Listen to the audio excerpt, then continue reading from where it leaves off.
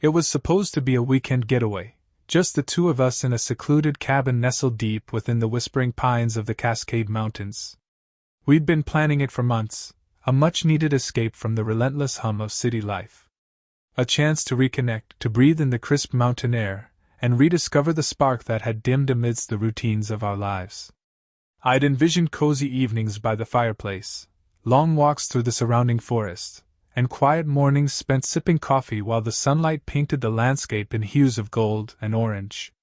He'd always been charming, a whirlwind of charisma and laughter. A man who could make me laugh until my sides ached, and who seemed to know exactly how to soothe my anxieties with his gentle touch and soothing words. But as the car rumbled down the gravel road leading to the cabin, a subtle shift occurred. His eyes, usually sparkling with mirth, held a new intensity, a flicker of something dark and unsettling that I couldn't quite decipher. The cabin itself was charming, a rustic haven built from weathered wood with a wide, inviting porch overlooking a sprawling expanse of untouched wilderness. But the moment we stepped inside, the air seemed to thicken, charged with an unspoken tension. He moved with an unusual urgency, locking the heavy wooden doors with a decisive snap. "Just being cautious, love," he said, his voice a touch too loud, a touch too insistent. "It's a remote place, you never know who might wander in." My unease was beginning to bloom, a cold knot forming in the pit of my stomach. I tried to shrug it off, attributing it to my own anxieties about being so far from civilization. But then he reached for my phone, a casual gesture that felt anything but. "I'll put it on silent," he said, a playful smirk dancing on his lips. "Don't want any distractions from our little getaway." "But what if there's an emergency?" I stammered, my voice barely above a whisper. He chuckled, a sound that sent shivers down my spine. "There won't be. We're going to have a wonderful weekend, all to ourselves." The following hours were a blur of escalating unease. His demeanor remained erratic, oscillating between moments of forced cheerfulness and stretches of unnerving silence. He constantly checked the windows, the doors, his eyes darting around the room as if anticipating an unseen threat. He'd constantly be checking on me, making sure I was always within his sight. It was as if he was afraid I would vanish if he didn't keep a close eye on me. His comments were laced with possessiveness, his words wrapped in a suffocating blanket of control. He'd accuse me of looking at other men, or talking to other men, even though I hadn't done anything of the sort. The spark that I thought had been missing returned, that of a flame of passion. But this fire was one of obsession, one that was choking me. My stomach churned with a growing sense of dread. This wasn't the romantic getaway I'd envisioned. This was a nightmare, a slow-motion descent into a prison of his making. I tried to reason with him, to appeal to the man I thought I knew, but my words seemed to fall on deaf ears. His eyes, once filled with warmth, now held a chilling intensity, a glint of something sinister that made my blood run cold.